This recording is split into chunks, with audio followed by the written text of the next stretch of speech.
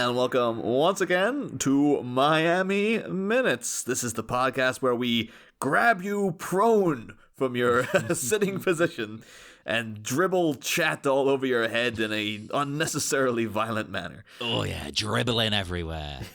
I'm one of the hosts, Niall McGann. And Niall, I might be the other host, John Parker, but hey, you're not drinking. Yeah. Have some beer.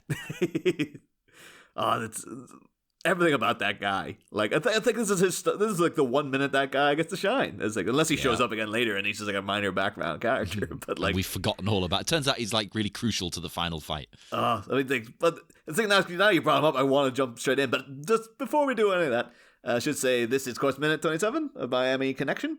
And it begins with a wheezy windbag. Still, he's been going since last damn week. And it ends with everyone, run away! Everyone's fun. That's exactly what I wrote down in case I was introducing. Oh my God. Listeners, we did not discuss this off mic. I wrote down the exact same thing. What? It is bizarre. It's just like, there's about 50 of them there, and there's like, all right, let's get the hell out of here. Well, we'll get there as well. I'm confused about what happens. I watched it like 50 times, and I'll explain when we get to that. Yeah. But of course, as I said, like Dexy here is still just because his line reading again is confusing. This might be the last line he gets of the whole movie. Where he says, "Bullshit, get out of this goddamn town, and I'm gonna show him." Yeah. So it kind of feels as if he's switching who he's talking to mid-rant. I was confused. I was just like, what? I think when I sat and actually pondered this is my life, people. I sat and pondered this at work rather than work. Were you pondering what I was pondering? Oh, well, let's see. And I thought, well, surely what he's trying to say is that he's going to show these guys why they should leave town. Yeah. But that's not what he says.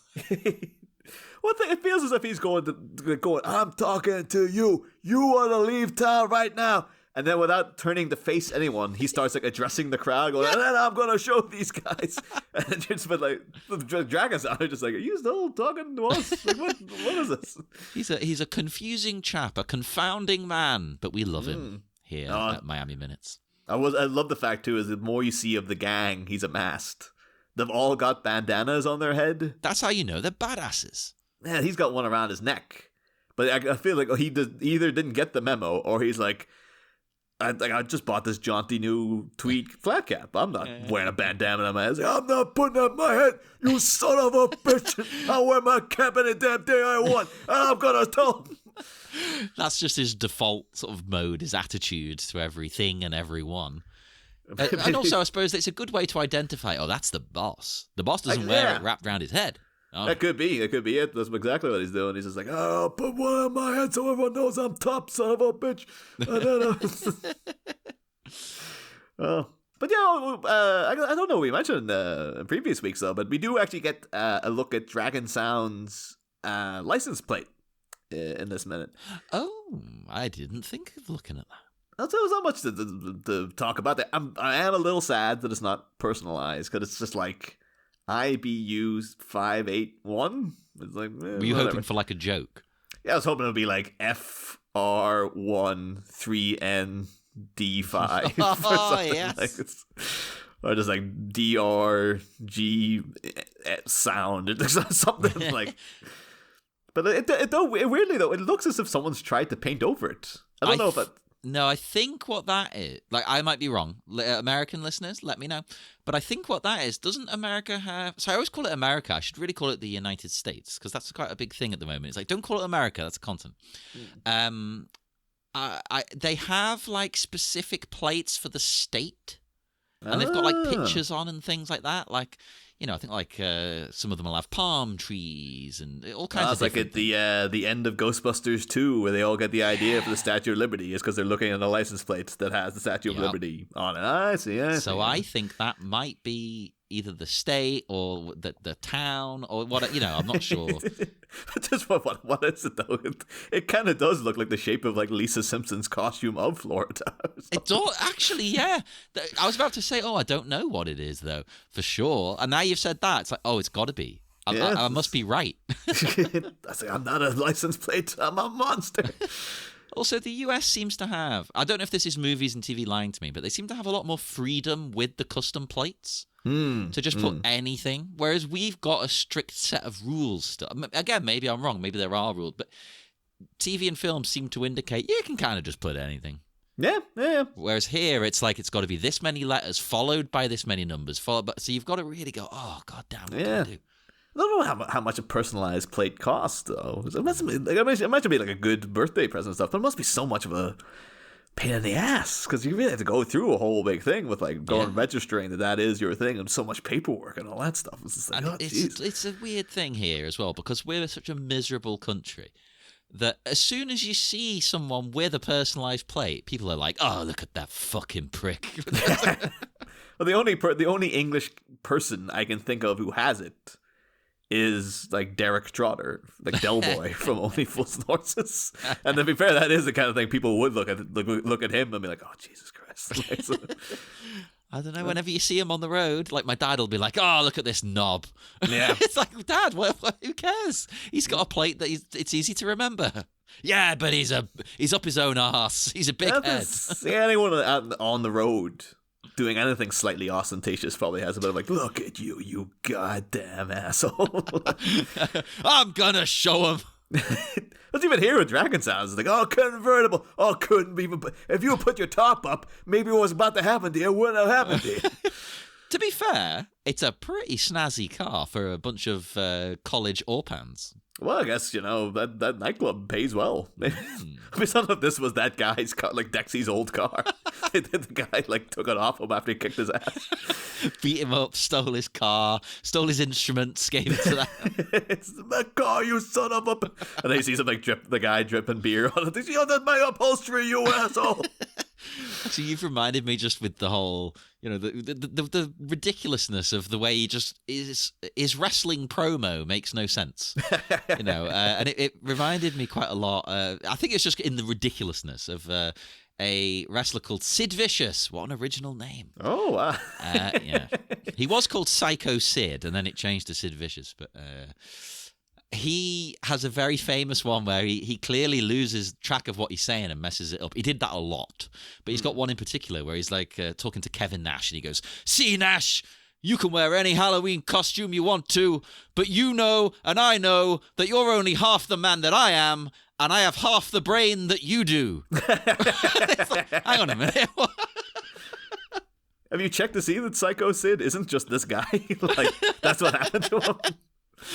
He very well could be. He's just a good actor. That's what it is. I don't think it's that one. There's another one where he screws it up and he says to Mean Gene, he's like, oh, can we do that again? And Mean Gene's like, no, we're live. That'd be great though if he switched voices in between. He's like, oh, sorry, Gene, can we go there? He's like, oh, keep it in can. That's like this guy. I think he's projecting. I think in real life he's a little Poindexter. He's a little nerd. So he's like, well, I've got to make myself sound tough. Well, I mean, he doesn't need to do anything tough now himself, though, because apparently he has a designated guy. Yeah. Who's going to step in. Well, that's how you show that you've got power. It's like, I'm so powerful. I'm not even going to mess with you. That's the fact he says, do it, dude. So this is a pre-rehearsed thing. So I feel bad now because literally last week I was like, is this gang of people separate from him? But I guess it's no, this is all Jeff's guys, but they've combined with the fired band in a presumably deleted scene where Jeff sought them out and got them under his wing or whatever. Unless the band were always in with the gang, and that's one of the reasons they're getting fired. Is for dodgy. We might have speculated on this earlier on, but, people selling drugs at the club and things like that. Maybe that's why, Yoshido and Jeff are so pissed, because, they went to the club that night at the beginning, thinking they were going to see Dexy's Midnight Runners. And then, Yoshido had his best dungarees on underneath his jacket. So. Jeff turns to him and says, Yoshido, I can't believe it. I was waiting for Come On Eileen. This must be some other sort of mistake. I don't know what's happening here. Oh. And then the fact that they played a song called Friends is just this is the ultimate. The ultimate. Then again, Dexy's Midnight Runners all look like pretty good friends. That is true. They actually look. They look like there were so many of them as well. Like they had a great camaraderie. Maybe this was like this is entirely the band. Like this isn't just a random gang. This is Dexy's. This is all of Dexy's Midnight Runners. You can see Kevin Rowland in the back there. Yeah, guy over there with that one pipe. He's the triangle player. That one woman they had. I can't remember her name. She's there. I'm sure. The backup bassoon is there in case they need one. I was like, you never know, but then yeah, this one guy, and the place like, oh, do it, dude. So this was a pre-rehearsed thing. That this, I get it, because again, it's like The Simpsons, kind of like, oh, look at that one guy over there. That he's not done anything yet. He's clearly like the secret weapon that they have, or just like that guy Leopold. Like Leopold. All right, you little freaks. Like you're expecting this huge, impressive, really domineering person to step forward, but the guy they got is just like, he looks exactly like the guy who's instigated the fight already. Yeah. He's about the same height, the same weight. He's just some pasty white guy with a beard, and he just seems to be very confident in what he's about to do. I agree with you in a cinematic sense, but if you're going for a realism now, if you're going for a very deep cinema, very gritty, it feels more real to me. Like, whenever I've seen a fight, it's always a guy like this. It's never like a big, muscle-bound sort of dude. I mean, that's true enough, I guess, but I just wish it made him, like, it doesn't even have to be, like, big. It could be, like, a little wiry, like, really energetic guy who looked like, he's like he was ready to blow or something. But it just looks like he's just he looks like he's the blowhard of the group who was like, when he heard that they got their asses kicked, he's like, oh, you friggin' ass. Like, if I had been there, I would have kicked the crap out of all those guys. Like, I'll really? show him. And somehow he convinced them all that he could actually do it, even though he's probably talking out of his ass. Well, that's the thing. It might be more realistic, but is realism necessarily cinematically satisfying? Not always. The idea of realism sort of flies out the window towards the end of this minute. What? How dare you? How dare you, Niall? But yeah, this guy steps up. So he comes in with his... And the thing is, because he has this a bit prepared. Oh, where he Triple H's his hair? Yeah. Is this a trip? I would have thought this would have been a Stone Cold move. Is it Triple H this is the difference, though, because Triple H would always do that with water. And then he'd spit water into the crowd and stuff. But as you're about to say, this guy does it with beer. Which is this a good move to pump you up, right? Because I would just think it'd be all gross and sticky. Water, I understand. Well, it's weird, though, because this is like an antagonistic move he's about to make, but, he does it to himself beforehand. Yeah. So, anyways, maybe that's why, like... They're like Dragon Sound are playing it so cool because they're like, this must be the native Orlandians. Their thing is to dribble beer in your head. Like, it's a greeting. Like he did it to himself, and now he's doing to us as if like it'd be as if like he I'm going to stab out your eye, but I'll stab out my own eye beforehand. It's like in Dune where they spit on the floor in front of the Lord. Yeah. Maybe that's it. He's like, I watched Dune last night. That's the closest I could get. I suppose. Right, how am I going to justify it? I suppose you could say it's a bit like, again, it seems exclusive to movies and television, but when a fight's going to happen and it's like, well, I'm going to make myself seem crazy. I'm going to hit myself in the face and then the bullies will run away. Maybe it's like that, like, I'm so crazy, I'm going to do it to me first. Yeah. I remember that's one of the most memorable, although he's doing it for different reasons, but obviously in like the Force Awakens, Kylo Ren, like, thumping himself in the chest and stuff. It's like one of the most memorable parts of the movie. Literally my favorite part of the film. Yeah. And then the build up to make himself even angrier to kind of channel the dark side. He's just like thumping him. Like, he's wounded, but he's like beating the wound and stuff to get himself all pumped up.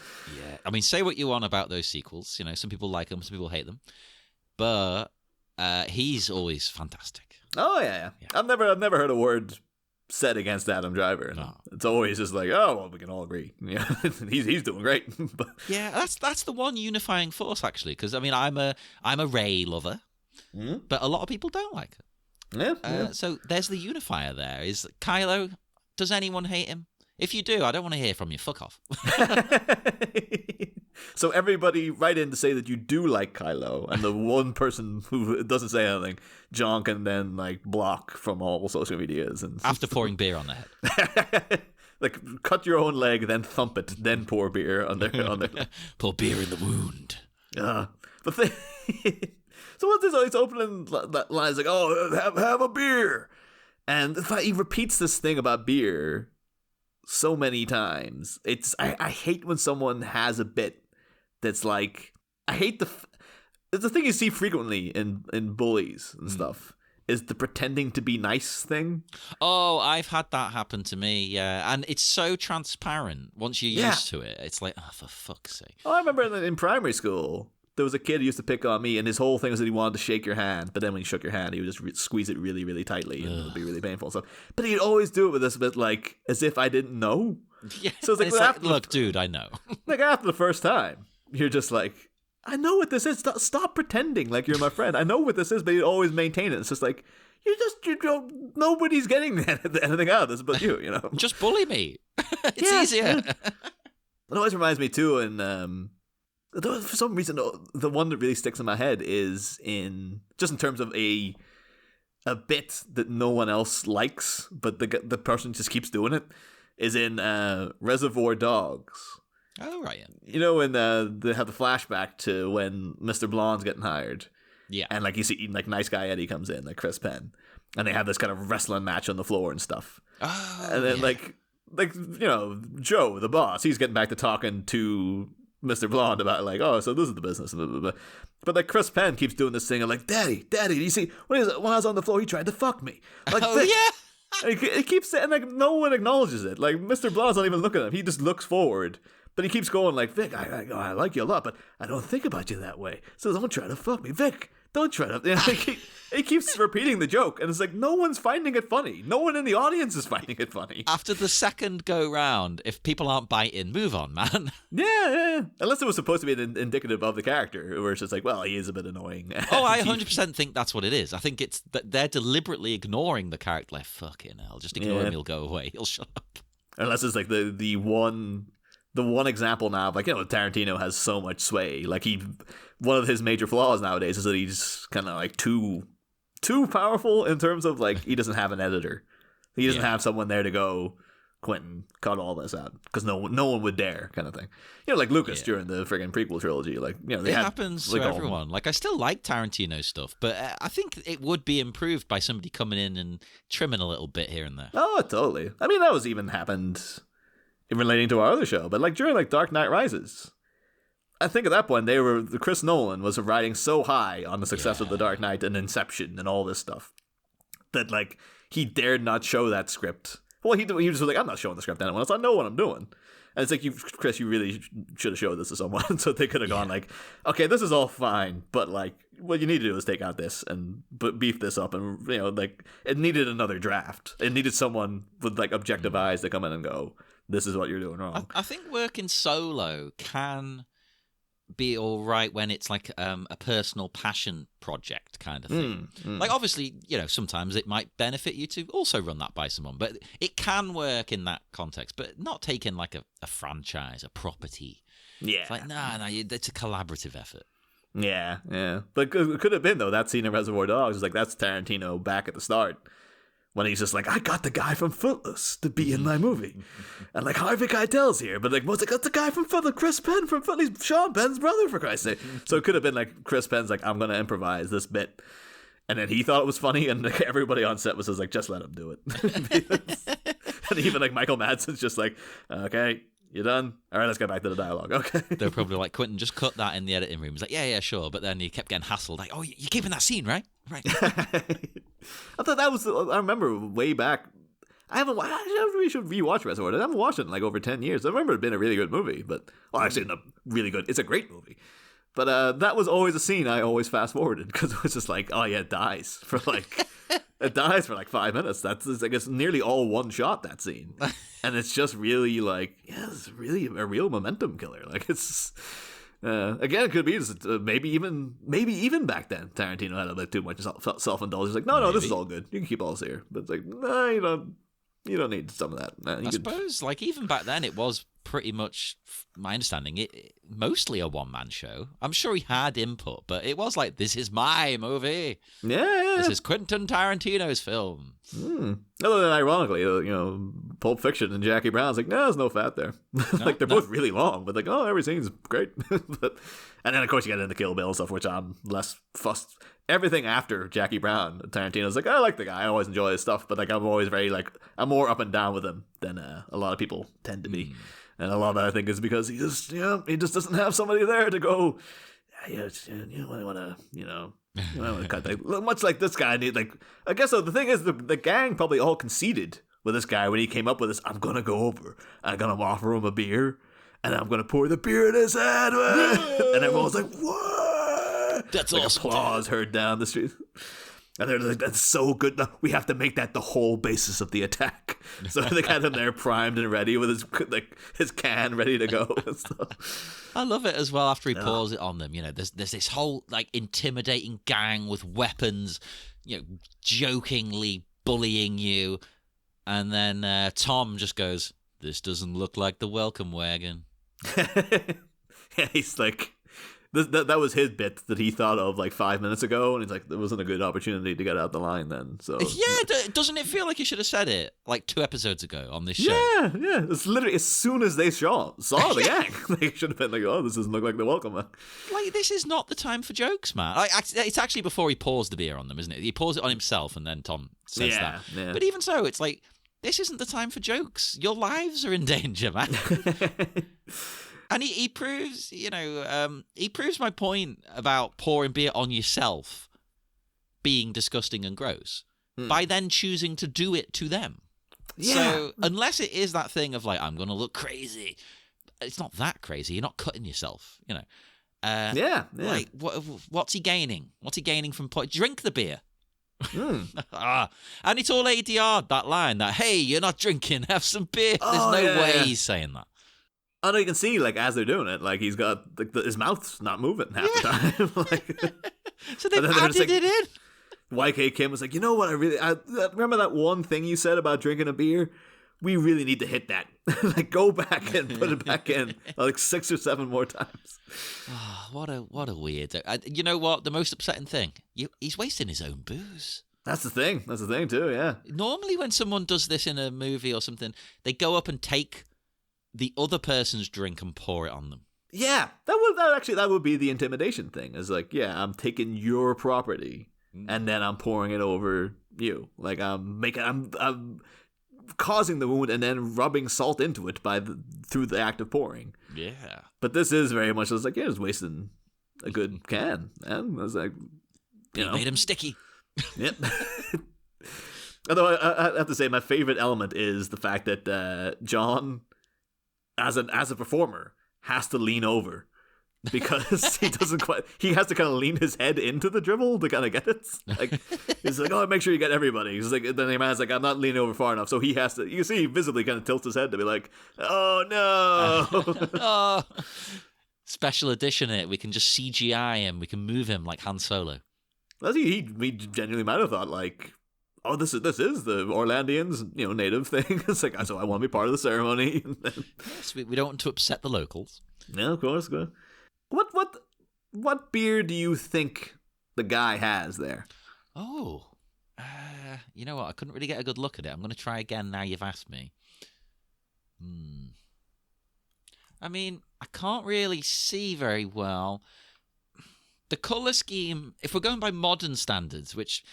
Well, A, this is the 80s. B, this is the US. So, obviously very different. But by modern colour schemes and stuff, I would say like a Coors Light. Yeah, it's my immediate assumption was Coors, yeah. Like, and it's Coors a silver bullet. That's what they always...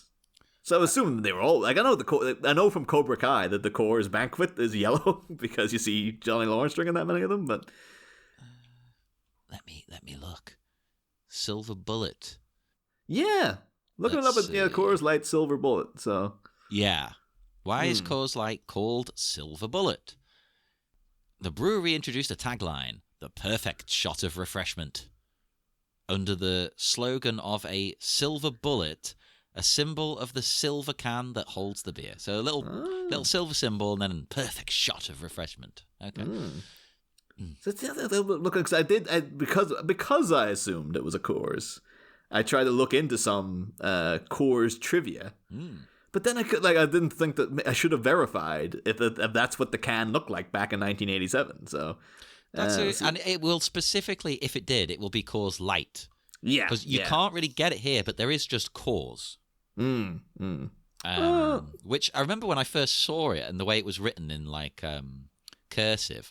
I was just being one of those annoying kids. I'm like, that doesn't say Coors, that's an L. Cools. Yeah. I mean, I think there's a brand of cigarettes in America called Cools. Oh, so maybe because I always remember in "Thank You for Smoking," the thing with Aaron Eckhart, Jason Reitman movie.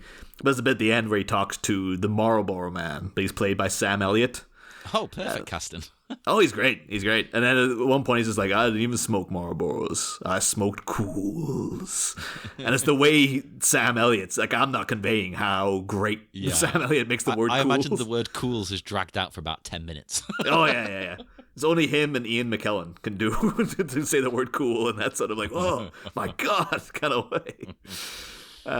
But yeah, looking at it, it does seem that there were silver Coors cans back in the 80s, at least. So I'm hoping that there's something, because one of the things is that looking into Coors, not much in terms of like, oh my God, did you know? One of the things like I saw that apparently they survived Prohibition because it was founded by like German settlers back in like 1897 or something. Survived Prohibition pretty well because they just turned it into a malted milk factory.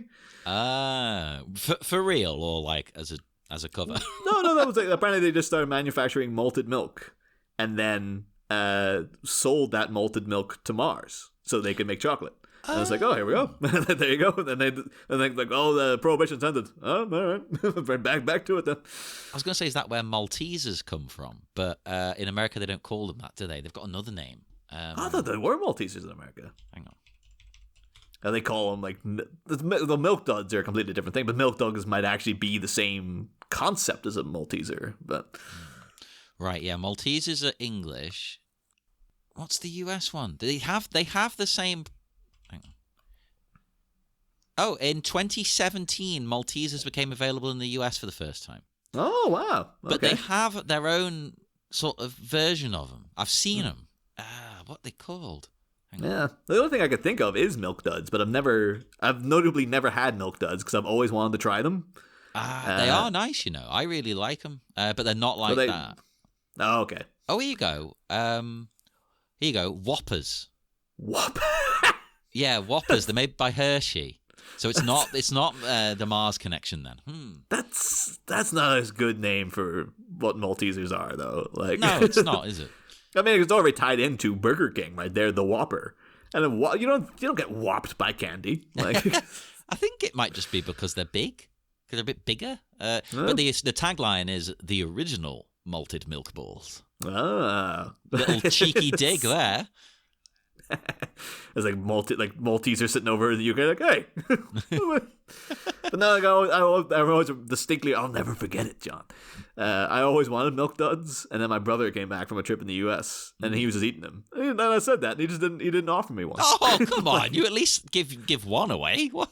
Yeah. But at the same time, I remember like when I finally tried like Lucky Charms, and I just wanted to die after because they're so insanely oversaturated with sugar and stuff. And again, the same with the Twinkies and stuff. It's like, Jesus Christ, I don't know how people can eat this. This is horrible.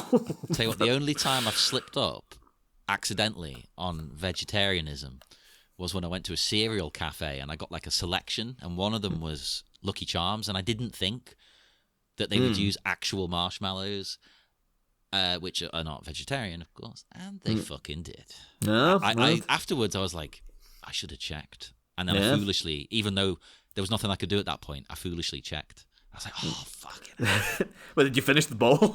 I'd finished. It was like an hour later, and I was like, I should have looked that up. Maybe I'm wrong. I was wrong. But no, the only other thing, but of course, yeah, one of the things I would always think of involving Coors is, of course, now we know it's like synonymous with It's Always Sunny in Philadelphia, where I think they, much like, friggin' Corona has become like the drink of the Fast and the Furious. Oh, it's changed to Budweiser now, remember? No, it was originally Budweiser, then they changed the Corona, then they changed back. But yeah, I think that Coors outright has a thing with It's Always Sunny. They're like, nope, we are the beer of the show now, which is fair enough. But also the other thing was, you remember Smokey and the Bandit? Like Burt Reynolds. The thing I always forget about Smokey and the Bandit is like, they're trying to, he's helping to smuggle stuff. And he's like a shipment or something, and then they're just trying to get that over state lines. What he's actually trying to smuggle in it is a shipment of Coors. Oh, okay. It's a bit different to Cheech and Chong. Well, that's the thing, though, because it's in the 70s, and that only kind of occurred to me before. But like, why couldn't you just buy Coors? Like, what the hell? And it turns out, apparently, east of the Mississippi, up until 1986, it was illegal to sell Coors outside of Colorado. Like, the US is so odd with its alcohol laws. I can't wrap my head around them. You've got to go to the liquor store and buy it. Oh, well, I guess maybe in some ways that's kind of beneficial, because it's like making sure that, like, well, the liquor stores are still, the people who own them are still doing great, because you can't just get discounted booze somewhere else. You get all your shopping in one go. I want to get my food for the week. I also want to grab a bottle of whiskey, Yeah, but no, apparently it's because up until, like, more recent times, Coors, I don't know if this has anything to do with it becoming a malted milk company, but it used to boast that it's the only beer that wasn't pasteurized. And it didn't feature any preservatives.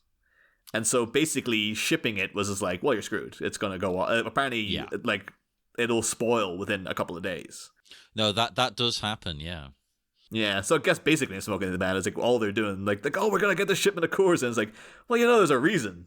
Like, they'll show up with this beer, and it's gonna be terrible. But it was a shame, because Coors, actually, I should state Coors is one of my preferred beers. I actually really do love a Coors. A good Coors Light, it's pretty nice. I like it as well, which you're not supposed to say. People always consider it one of the shitty beers over here, but I actually, it's not. I like fancy beers, yes.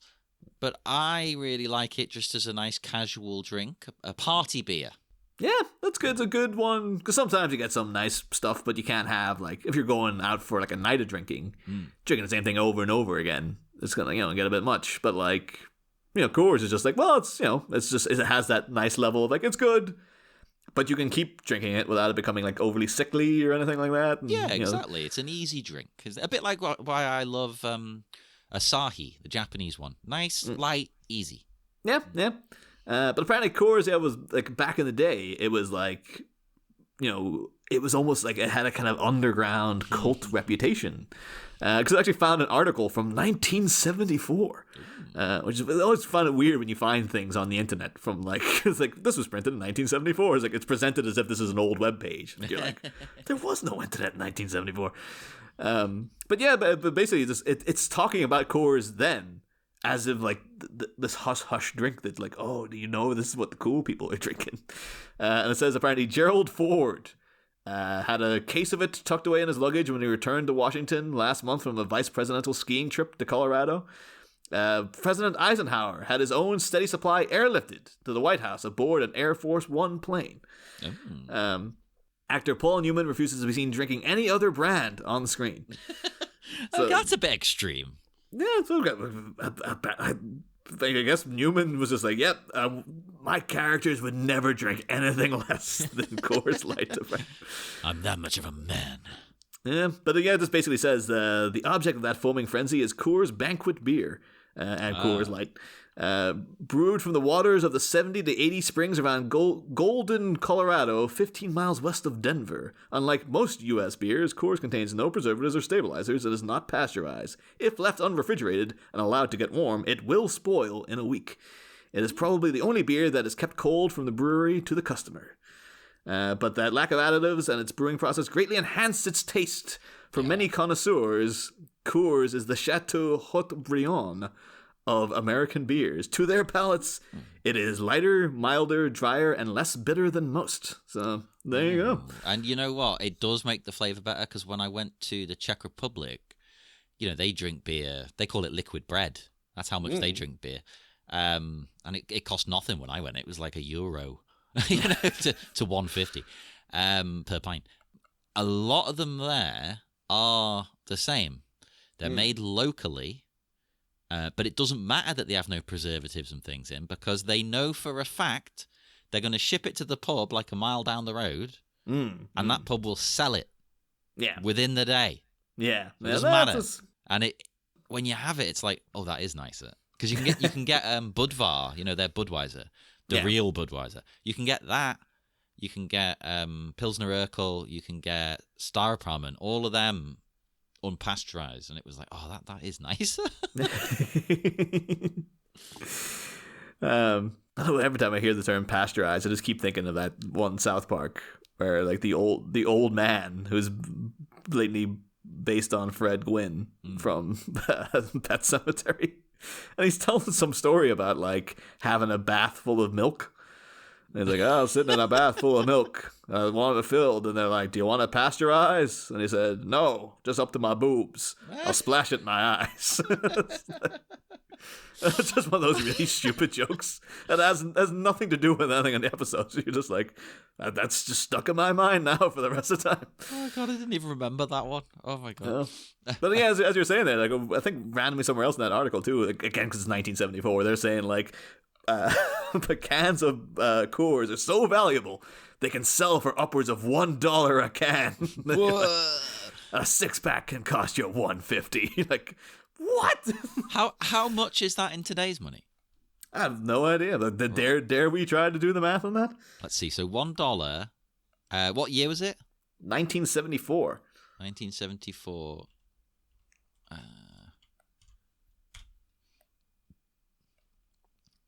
Oh, okay. That's $6.02. Woo! Well, fair enough then. That's pretty expensive. Yeah. No, it's that's over like London prices today. Like, and London's insane. Like, I was there recently, and it was just like £4 for a bottle of Beck's, and you're like, what? But yeah. Okay. Well, fair enough then. 1974, touche. Yeah. I suppose that's they're not lying then. It's a premium product back then. So people, if you're out there, appreciate your Coors. Don't turn your nose up at it. That used to be President Gerald Ford's preferred brew. Everyone's favorite president. I'd say, hey, do you like football? Do you like nachos? Do I ever? That's literally all I know of Gerald Ford is that bit in The Simpsons. That's pretty much just like, I think he came up once in my A-level history class, but in my head all I was picturing was that. What is it he says? He's like, well, Homer, do you want to come over and watch the game and eat nachos? Yes, sir, Mr. President. I mean, he seems like a better neighbor, let's be honest. Well, they never mentioned him again. No, it's kind of is it still canon that Gerald Ford? Well, I guess he's dead now, but is he dead in the show?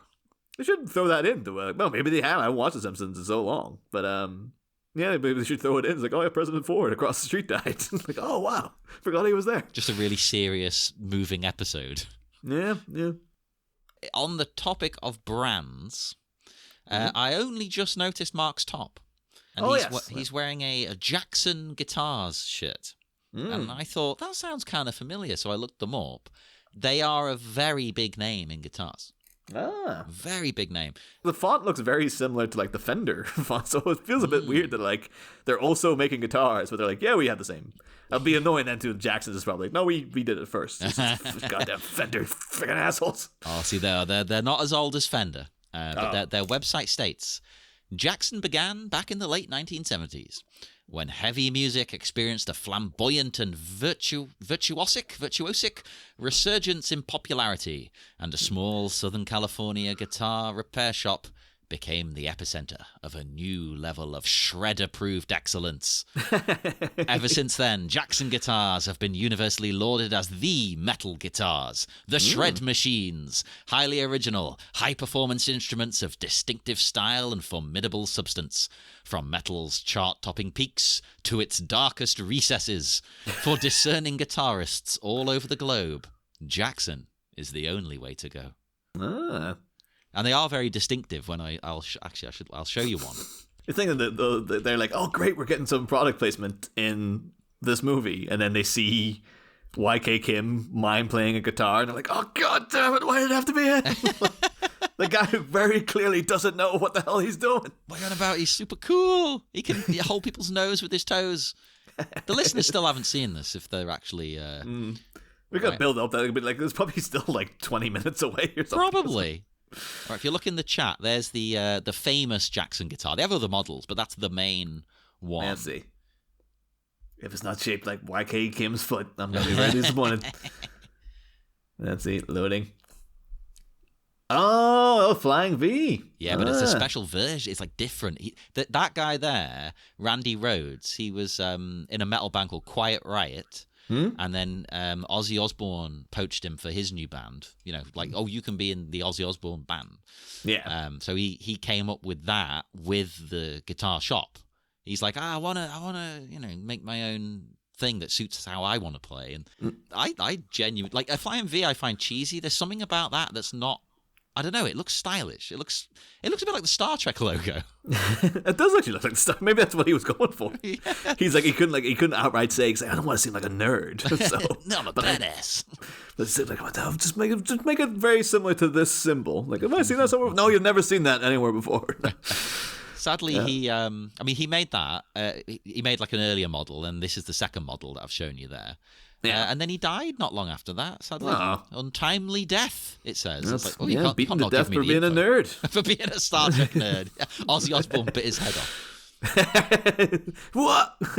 And then like later on, Ozzy's like, Star Trek was actually quite good. I really enjoyed it. I feel bad that I'm laughing because it is actually a tragic death. It's a plane crash. Oh. And he was afraid of flying as well, which makes it even more sort of poignant and like, oh, bloody hell. Yeah, that's kind of like, I guess you should have listened to yourself. Listen to your gut. He was right. Yeah. I always had a weird thing. I think it still makes my dad's a big guitar player, and he hates the Flying V, and his whole rationale for hating it is because like, how are you supposed to sit with that on your knee? Like it'll just slide down. Probably doesn't look right. I don't think you're meant to play metal with the guitar on your knee, though. Yeah, but sometimes you gotta sit and rehearse and stuff. I guess maybe, again, classic metal band thing would be like if you're in your downtime, you're like probably lying, kind of lounging with it, like and stuff. So maybe they're to maintain the lifestyle, we've designed a guitar that you can't just sit with it on your knee. You have to look cool while you're playing it, no matter what. You gotta look cool. You've always got to be ready to rock. You don't sit down. I wonder if I could look up the info in the Flying V. That was the entire rationale behind it. Was just like, oh no, we purposely designed for no matter what angle you're holding it at, it'll look cool, except if you look like a dork when you're sitting with it on your knee. Well, you Hank Marvin or someone? Like, come on, man.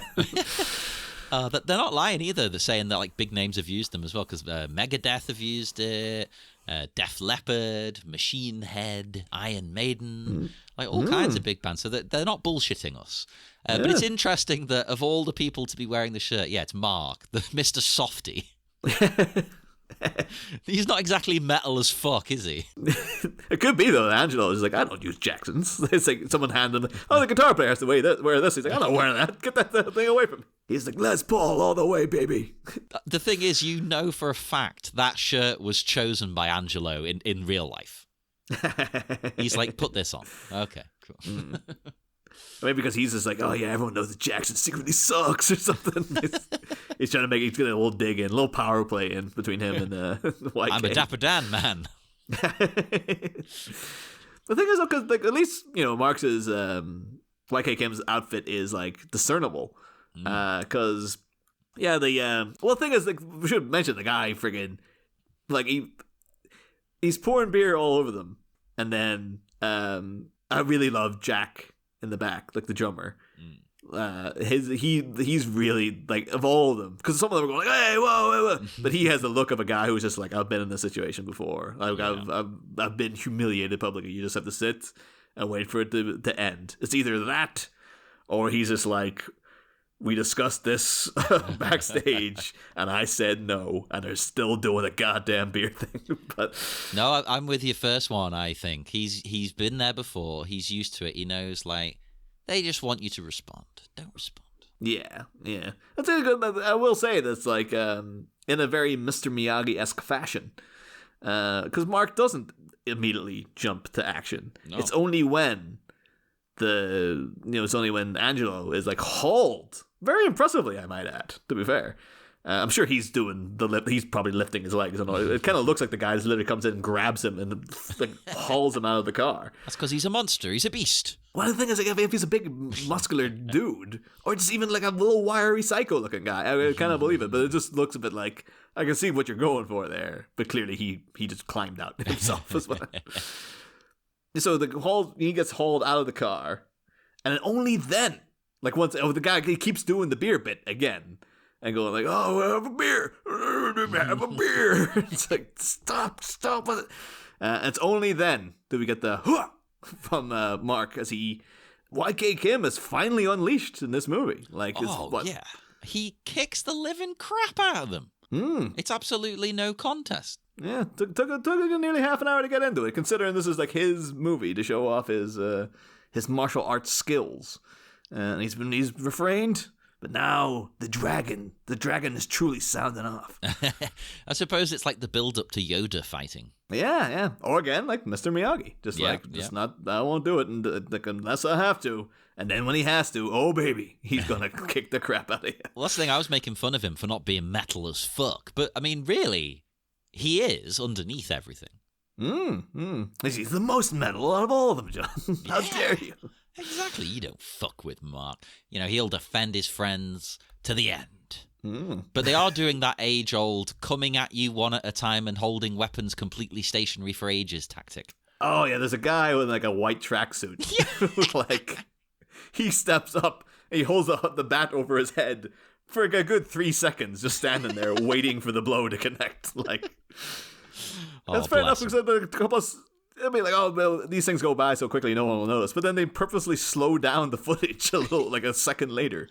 So it's kind of like, well, how are we not supposed to notice what's going on in this scene? Like, yeah, and, you know, everyone else is nailing it. I think he moved into position too early.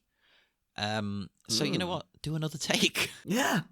Although, again, Dark Knight Rises, Chris Nolan, it was fine for him to just do like, Batman looks like he's punching someone who's like a mile away. It's fine. No one will care. Yeah, true. You know what? Another take, Chris? No, we ain't got time for that. You only notice when you're nitpicking like this. Like, I never particularly noticed that one. I never pinpointed the one guy before.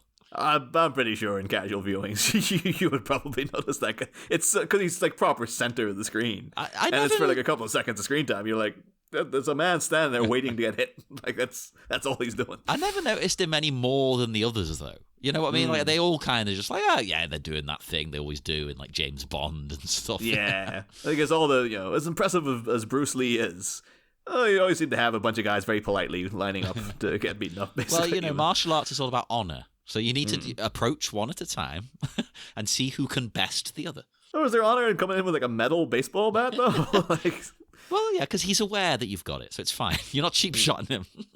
It's just like you do a thing if someone tries to hit him with the bat and he kind of grabs it or something, and then just to kind of the whole time you're like, why aren't these guys just all coming over and knocking the crap out of him? They got bats. That's what they're there for. Yeah, but he's that hard. He's that tough now. You've got to be careful. You've got to pick your moment. Yeah. And notably, he is of course wearing his driving gloves there. Yeah.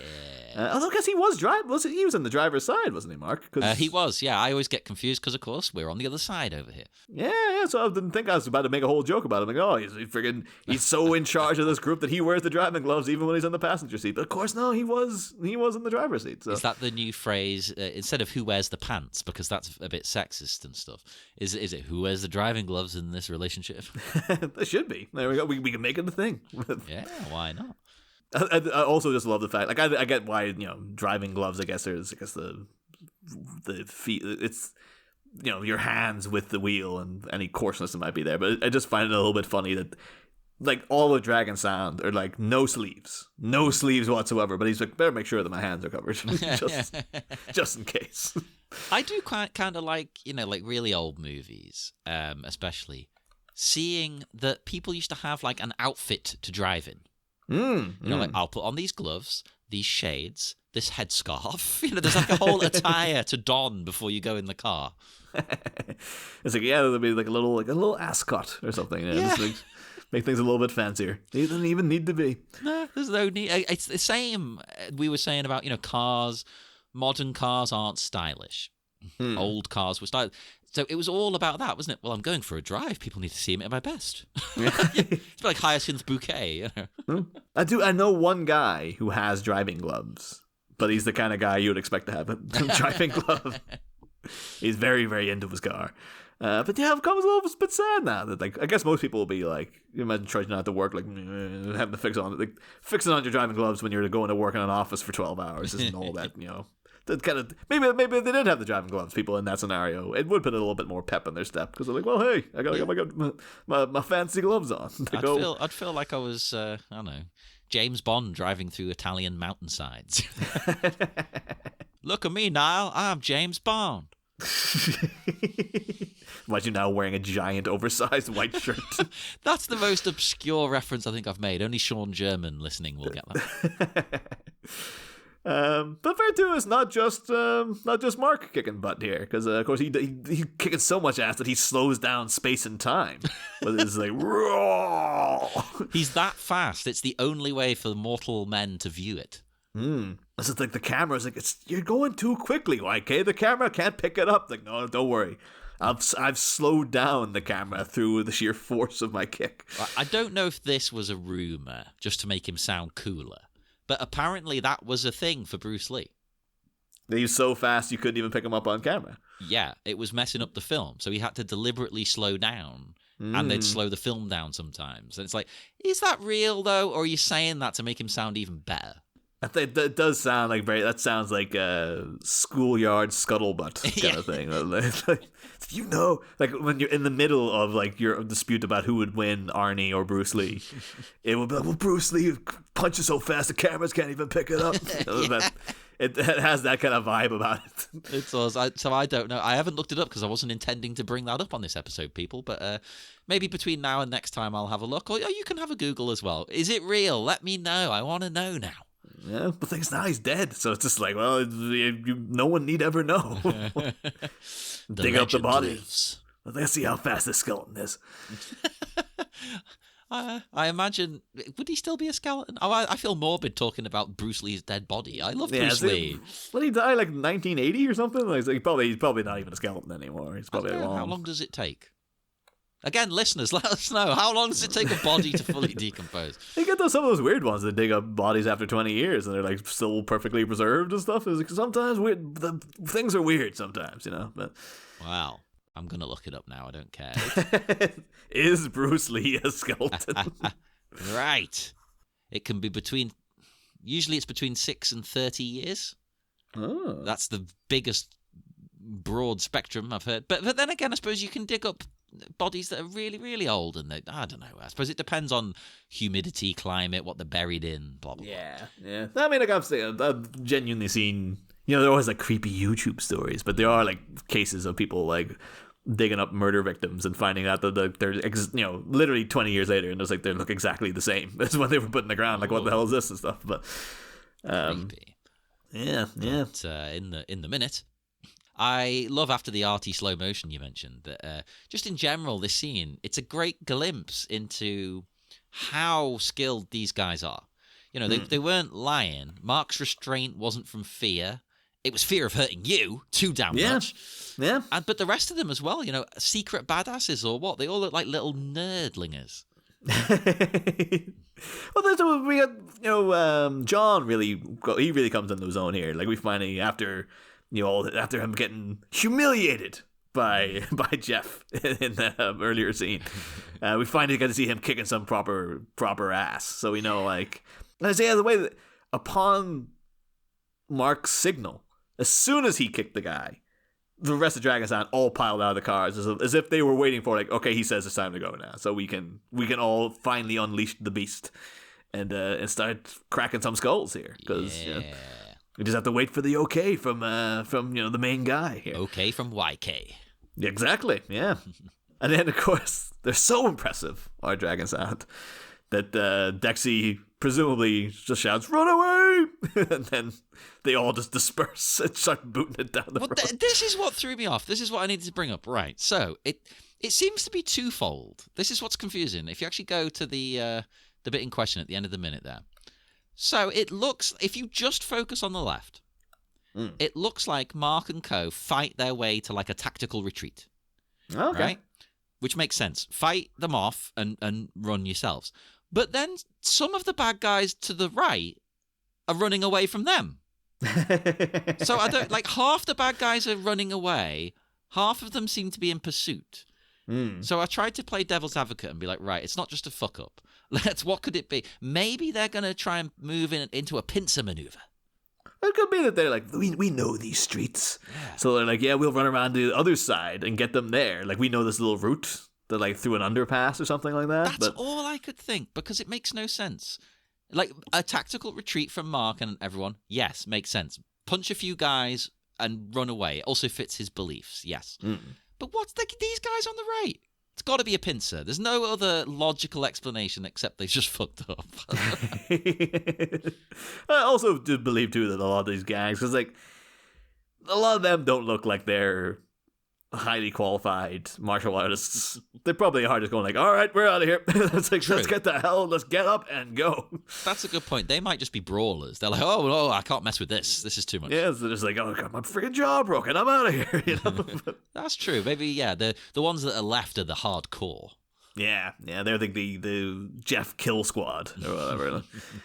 We're gonna have to start trying to figure out a way to differentiate between, like, I guess this isn't Yoshito's A class of ninja. This is just like, oh, these are Jeff's bar brawling boozy idiot. Yeah, these are the street thugs. The ninjas are the elite. It's like, it would be a thing of come back and be like, they didn't take care of Dragon Sound. Oh, so I have to bring out my guns, do I? Like that kind of thing. But then what happened to Dexy? Like, he didn't make it. No. Just like Jeff having to hand over this like blood-soaked tweed flat cap and a neckerchief. I was like, what, did they kill him? It's like, no, he slipped and fell like on his way back. They didn't touch him. Poor old Dexy. It's like someone stole his bandana from around his neck and he's, you son of a bitch, come back. Slipped and cracked his head into the floor. Oh, bless him. Yeah. Wherever you are, Dexy, we love you. I love the way we just named him as well. Oh, I mean, the thing is, I'm kind of hoping that he's in more minutes than I remember, but I think this might be the last we see of him. So. Press F, pay respects. Yeah, could be there to find out he's in literally every minute of the movie after this. He's like one of the main characters. Like, don't remember this guy at all. I do have a commentary note as well, which I found it hard to believe, but I'm going to take Kim's word for it. He doesn't lie. It's just like, YK Kim is even faster than Bruce Lee, and he could beat up Arnold Schwarzenegger. YK Kim had a fight with Bruce Lee in his early years and battered him. No. He reveals that, despite, speaking to the mayor and stuff about the movie, the police weren't aware of the shoot at first. So they tried to arrest everybody because they thought it was a real fight. And they were trying to like lock him up, but so the lawyer had to come down and help them. And I was like, really? Because in the previous thing, it sounded like you were in with everyone, Kim. I don't know. Like it could be like they just kind of got things in reverse orders. It was like, he was in with everybody after he explained everything and things like that. After a few palms were greased, But or maybe it wasn't passed down to just a beat cop.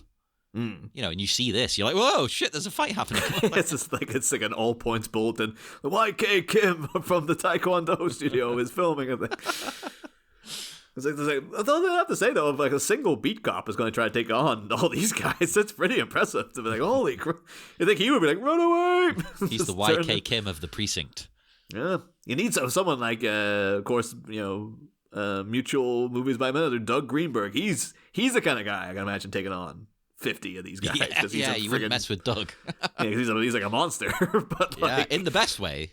Yeah, but in the classic American comedy, he just looks like some guy. You're like, I'm not going into that. You're nuts. Yeah, for some asshole with his friggin' convertible. Like, he should have known what he was gonna do. Huh? But yeah, I think I'm noted out beyond. Knowing what of course, everyone should have their can of Coors ready for the drinking game this week, I guess. Get your Coors ready, everybody. In fact, I actually have an Asahi. Sorry. You think maybe because I think it was up until 1986 that you couldn't get Coors outside of Colorado. You think the guy's pouring it on their heads because he's just so like, you could just do whatever you want with it now, guys. Oh my god, yeah. Woo, it's party time. It flows like water. Unless they filmed it in 85 and he's just like, I'm so rich, I could just pour Coors in your head. Oh yeah, I'm disrespecting you so much that like, I'll pour this over you. It means nothing to me other than, all I want is to humiliate you, even if it costs me money. Yeah, there was a deleted segment of him taking caviar out of his pocket and like shoving it up their noses and stuff. It's like, it means nothing to me, I'm loaded. Well, raise your Coors. This is going to be a big one. So... we hit one of them. Car doors are for chumps. So, not using the car door. Technically, it happens twice. Yeah, they could have used it as a weapon as well. Like, violently opening a car door into someone. That's a classic movie move, is to do that. They should friggin' the other way, too. The Kingpin. Or the Vinnie Jones in the Lock, Stock move. Just slamming somebody's head in the car door. Oof, nasty. But that's two. Because he gets pulled out of the car, and Mark himself doesn't use the door. So yeah. Actually, are there more? How do the other guys get out of the car? I think they all pile out over the door. I don't think any of them open the door. Stop counting after Kim. Yeah, they all do. So what's that like? 6? It could be also that like they're like, oh, these guys got a great car for like penniless, students or whatever. It could be like, oh, this car's secondhand. The doors don't open, and there is literally no top to it. It's not a convertible. The top has just come off it. So it was involved in a really bad crash, and the only way to sort of secure the doors was to weld them shut. Yeah, so it's just like, I mean, it happens to have had a series of unfortunate things occur that also coincidentally makes it look cool. So it's kind of beneficial for us, really. But so hang on, let me see them. 1, 2, 3, 4, 5. So 5 drinks or one big one. I think 5. I think you gotta go with it. I'm doing. Although at the same time, by that logic, people should have been doing like 50 fist pump shots during the against the ninja minutes. Well, they did. If you remember, there was a lot. Yeah. But there's more to come here anyway. So Mark kicks the guy. I can't decide if it's in the chest or the face. I thought it was all face myself, but see, there you go. If you're saying face, we're going to count it. Kicks to the face count as a drink. Because it could be to the chin. I couldn't quite make it out. So if we're going to allow it as a face kick, no, I think it's all chins. Looking at the clip now, he gets 3 guys all with very similar moves, and it all looks like kicks to the face. Oh, they're basically the guys after he kicks from the car, though. So you're going from the car kick. Yeah, I couldn't decide on the car one. That's the initial car kick. Oh, no, I think it's in the neck. He gets him in the neck. It looks very high up because he kind of has to do a little crouch to get him and stuff. Well, if you want to count that, listeners, that's one. But regardless, Mark then hits 3 more guys in the face with kicks. The punch doesn't count, but he gets 3. So 4 or 3, depending. I'm going to do a big one, but yeah. Right. And then we get another one from, what's his name? John? Yeah. You think I'd remember that one? Have to consult the Simpsons hand meme. Yeah. John, Jack, Mark, they all sound the fucking same. We get another one from John. Oh, Jesus. And then if you look... Oh, my God. If you look carefully while they're running away, Mark nails another one from a distance. That's a sneaky little face kick before he runs off. Fucking hell. And that's your drinks, listeners. That was a hardcore one. No fist pumps, unfortunately, but... No, I looked out for... I was like, there's got to be a fist pump. There's got to be one. I couldn't see one. But I'm not infallible. If you see one, listeners, take another drink. Yeah, we don't know if any of these people are related, so family drama probably you can call that it's not that in this case, unfortunately. But at the end of the day, aren't we all family? I've got all my sisters and me, John. I could imagine Dragon Sound with that song. We are family. Oh, I think the real insult to these guys too is that they're so wholesome. Pouring beer over their head is like they probably are legitimately straight edge guys. Yeah, like, it would be like this is the only time they've encountered beer in God knows how long as well. So it's gonna be sticking up the car. I don't want to be under the influence. Yeah, it's probably gonna stick up the seats and stuff. Like, I guess maybe the leather upholstery, you can wipe it off, but if that's in any way fabric, it's gonna stink up the car now. It's gonna be terrible. Be a nightmare. Yeah. Oh, well, that's the end of that. That's the end of the minute. We will break the connection once again. So why not speak to us on Facebook at Miami Minutes Taekwondo Orphanage, Twitter at Miami Minutes, Instagram Miami Minutes, and why don't you leave us a comment on YouTube? I never say that because hardly anybody listens to podcasts on YouTube, but we do have one very dedicated listener out there who is listening to every single episode on YouTube and leaving comment after comment after comment. Really? Yes. Ah. So wasn't even aware. I'll have to look this up now. I only just discovered the other day because so few people use YouTube for podcasts. I didn't even check. In fact, he has left some in the last 2 days. Okay. Well. I don't know how to pronounce his name. Alfji? However to pronounce your name, I apologize. But thank you very much for listening and for leaving comments. So yeah, if other people want to do the same on YouTube or elsewhere, you can leave them on the website, then do that as well. And we will be back in 1 week with more Miami Minutes. And we're going to show them. Listen to me.